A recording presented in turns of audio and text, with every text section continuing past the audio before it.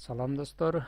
Cubase боюнча 3 сабакты баштасак, подписация кылгыла, лайк баскыла. Эгер түшүнбөсөңөр, кайра көргүлө, досторуңорго айткыла, жеткиргиле, башкалар да көрсүн. 3 сабагыбыз input деген командасын өтөбүз бүгүн. Input командасы бизче которгондо киргизүү. Эмнени киргизесиң? Программага сен өзүң эми киргизесиң.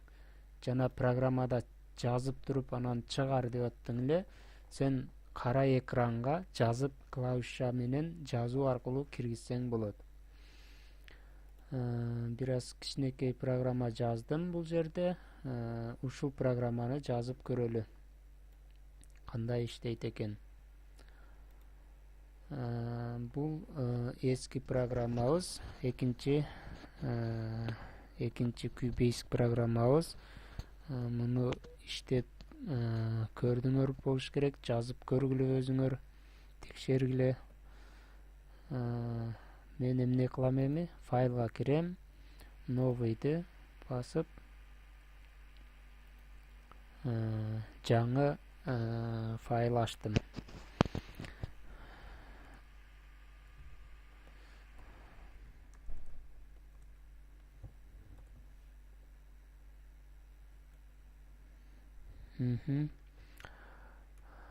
CLS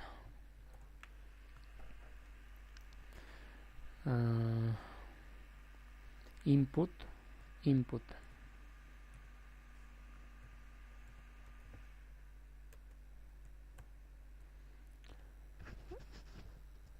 бул жерге атыңды жаз дейт экенбиз.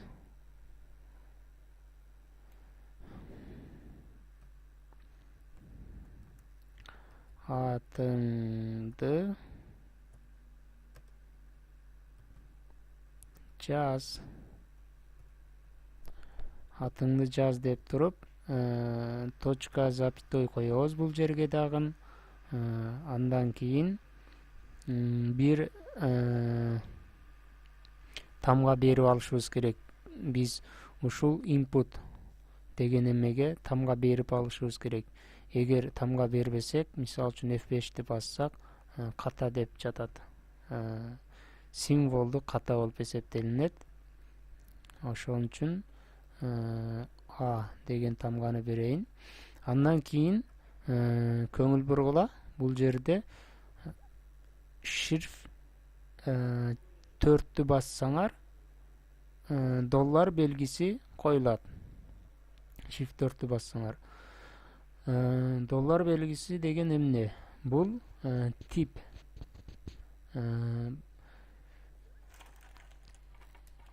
Cubase'тин деле типтери бар. Типтери дегенде бул доллар белгиси символдук болуп эсептелинет, жазуу түрүндө.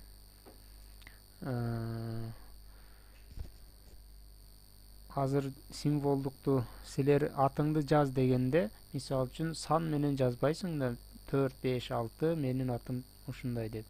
Жок, силер тамга менен жазасыңар. A, B, C, D болуп кетет. Ошон үчүн символдук белгини койдук. Эми мисалы үчүн F5-ти басып көрөлү. Атыңды жаз. Өзүң киргизсең болот экен бул жака.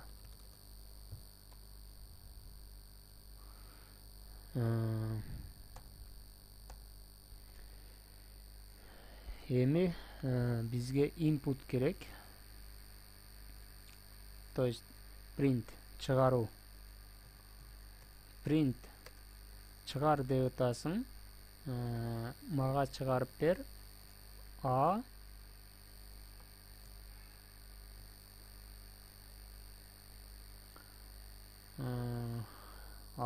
доллар белгисин коесуңар. Endi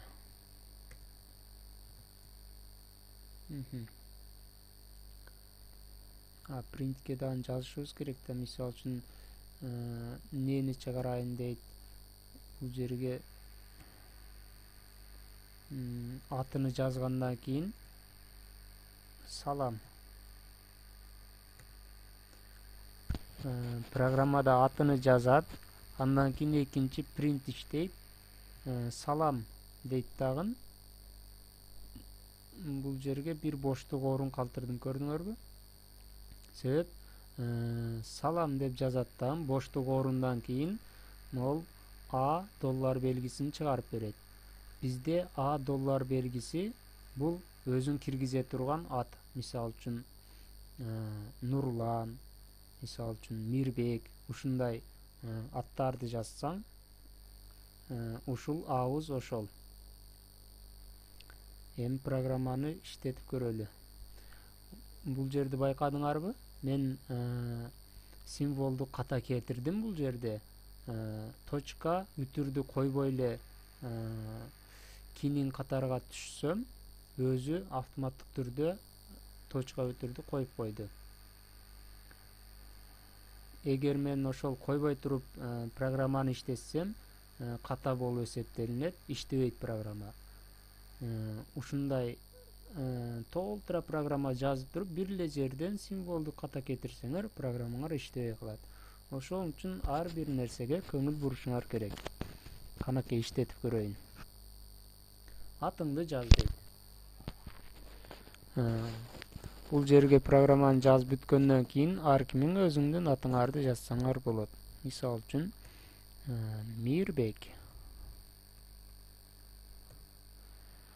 Мирбек деп жазып туруп энтерди басасыңар.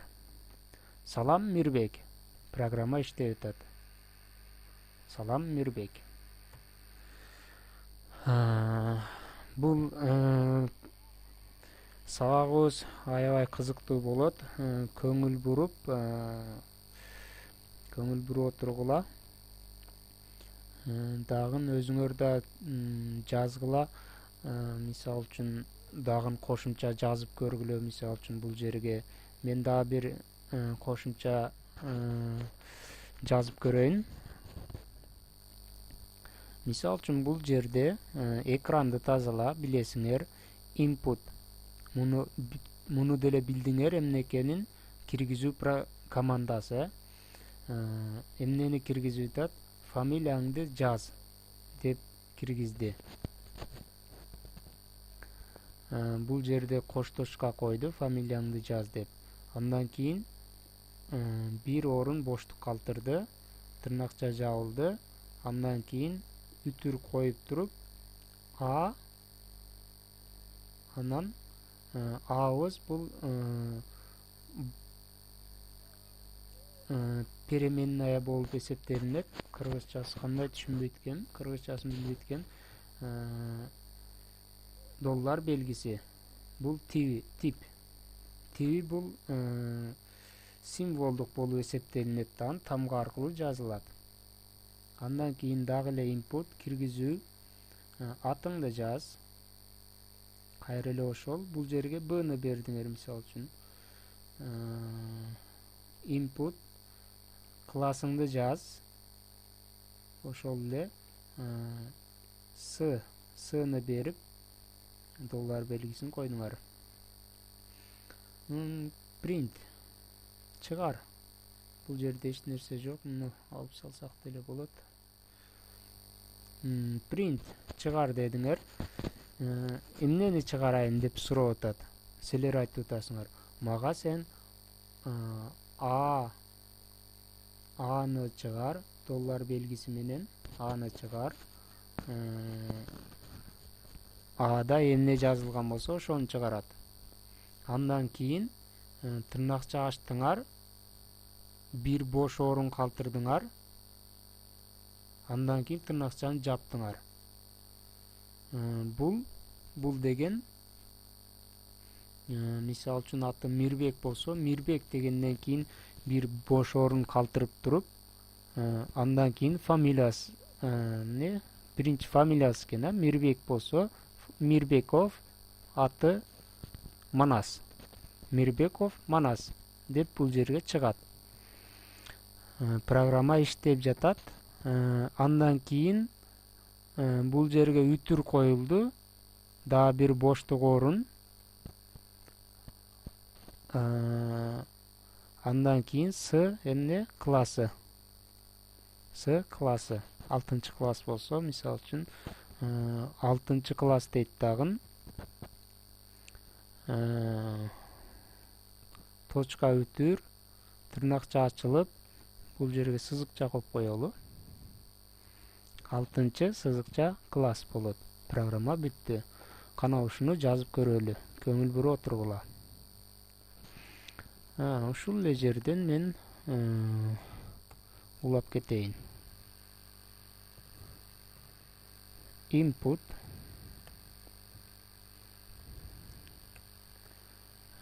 фамилияңды жаз.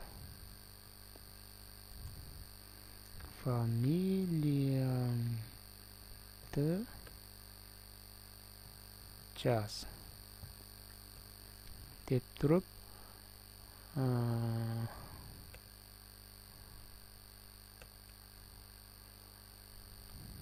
бул жерге аны берейин. Доллар белгиси.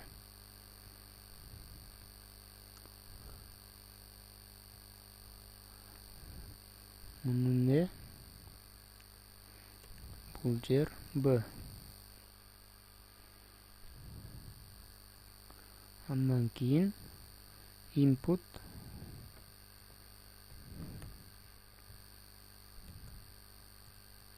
классыңды жаз.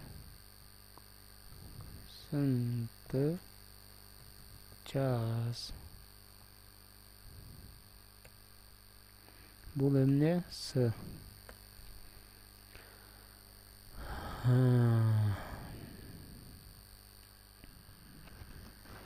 Print чыгар деп атасыңар.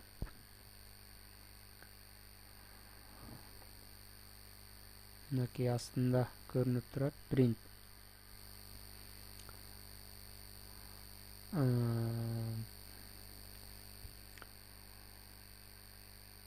Бул жерге эмне деп жазалы? Фамилия, аты, салам. Салам дейли. Салам бир нерсе. Мынчанчы класс. Жакшы ой.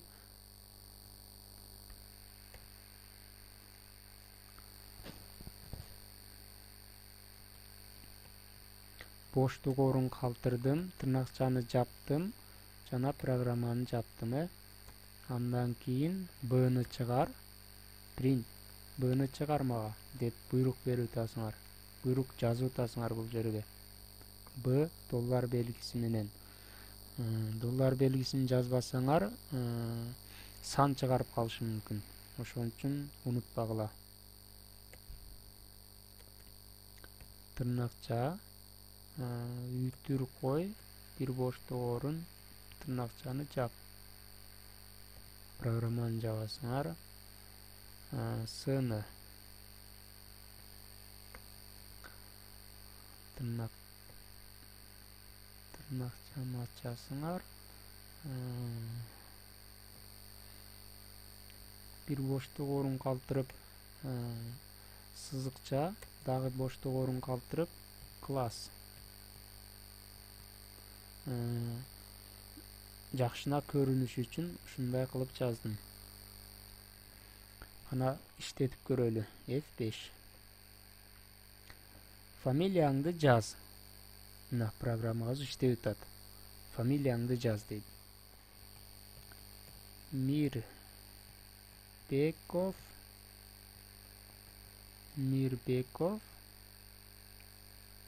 Фамилиям Мирбеков, мисал үчүн. Ар ким өзүнүн фамилиясын жазсын. Программасын жазгандан кийин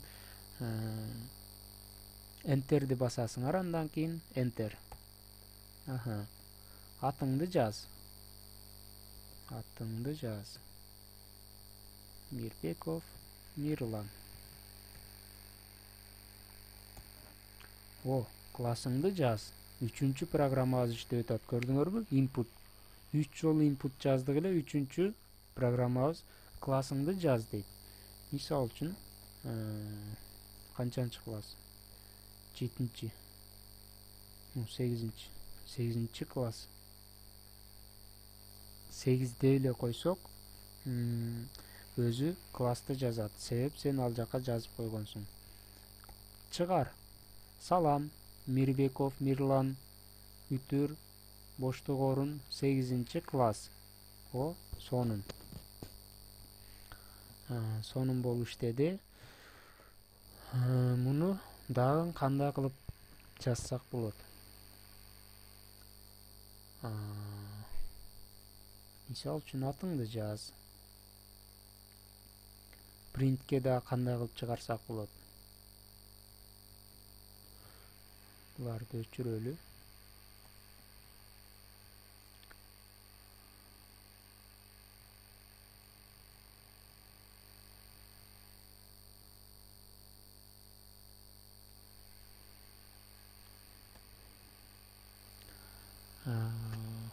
Senin фамилияң. Senin фамилияң.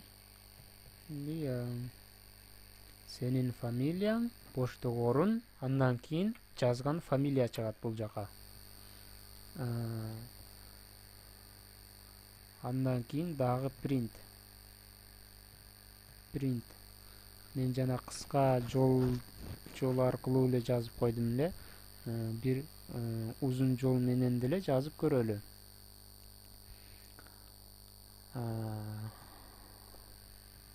Senin атың.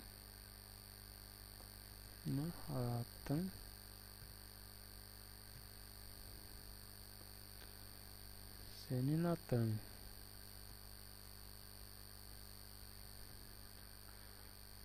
Точка, запятая. Потом Б. Б доллар белгиси менен, Андан кийин дагы принт.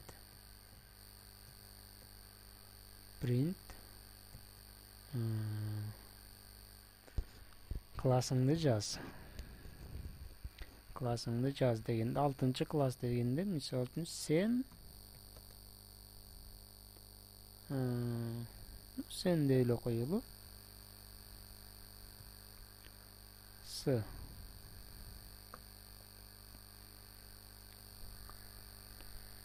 Көрөлү кандай иштейт.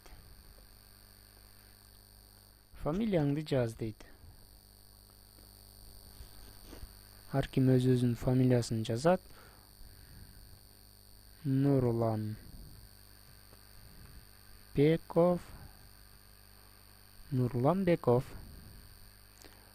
Enter.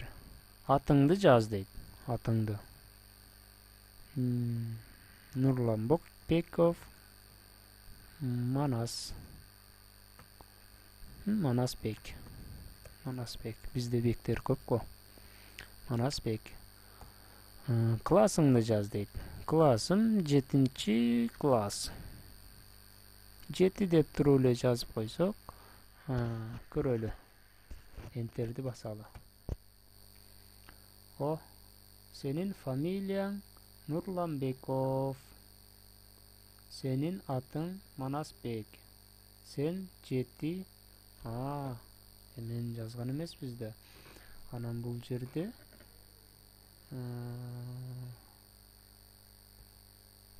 эмне үчүн? Бул жерде Б доллар белгисин койгондон кийин программа бүттү деп айткан эмескенбиз. Программа бүтөт бул жерде деп буйрук бербегенибиз үчүн.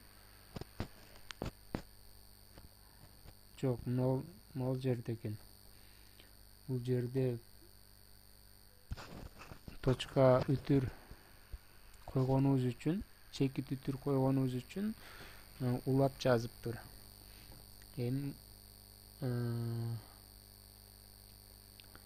Ал жерге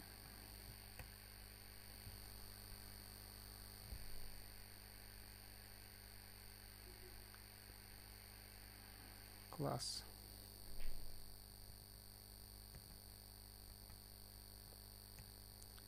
деп жазалы.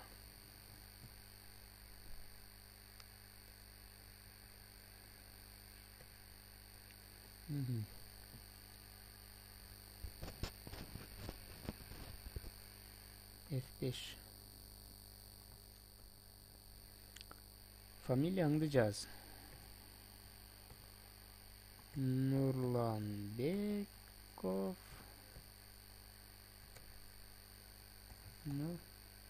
Атыңды жаз. Манас Бек. Классыңды жаз. 7-ci класс. Мынакей. Фамилияңды жаз. Senin familyan Nurlanbekov. Senin атың Манасбек. Sen 7 класс дейт. Эмне кылып оңдосок болот? Бул жерге жана сызыкчаны койсок болот.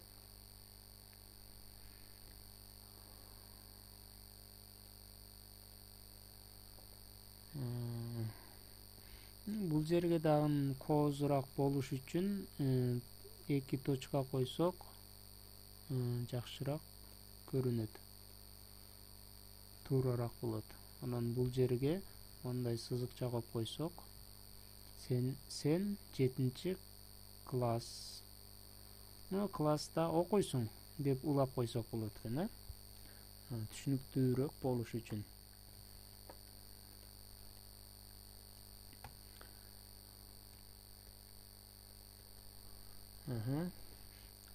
Кайсы жер эле?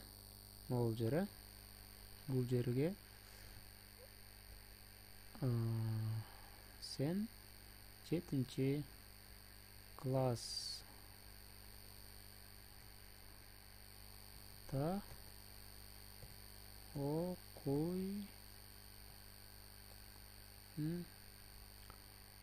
окуйсуң. Sen 7-ci класста окуйсуң. Мынакей. Эми туура болду. Текшерип көрөлү дагы бир жолу. Ушу менен сабагыбызды жыйынтыктасак, Нурланбеков да. Нурланбеков.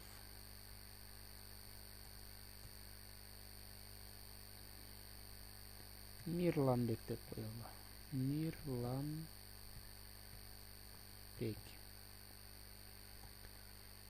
Классыңды жаз. Классы 7 эле деп берип туруп энтерди басса чыгат. Жана точкалар коюп алыппыз, унутуп калыппыз. Мейли, өзүңөр коюп алсаңар болот. Senin familiяң. Бул жерге 2 точка коюп алгыла. Нурланбеков. Senin атың. Бул жерге деле 2 точка коесуңар. Кош точка. Мирланбек. Sen 7-ci класста окуйсуң. Мынакей. Сонун болду. Өзүңөр дагы ар кандай жакшыына кылып жазсаңар болот. Могул жерге деле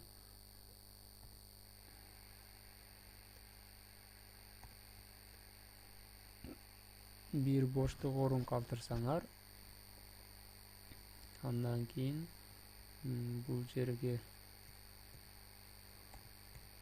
кош точка койгула, жакшы көрүнүү үчүн.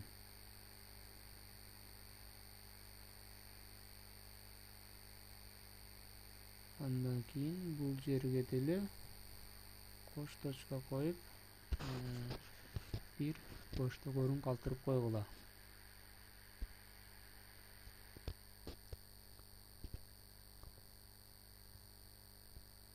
Классыңды жаз. Çok minadaşpın. Бул жерimiz атыңды жаз деген жерге кош точка коесуңар. Калганы сонун. Input чыгаруу командасы деле аябай сонун. Мындан да кызыктуу кылып өзүңөр дагы ойлонуп программа түзсөңөр болот. Мисалы үчүн математикалык программаларды жазсаңар болот. Ар кандай кызыктуу кылып өзүңөр иштегиле дагы. Лайк баскыла, подписация баскыла. Көргөнүңөр үчүн чоң рахмат. Бүгүнкү сабак аягына жетти.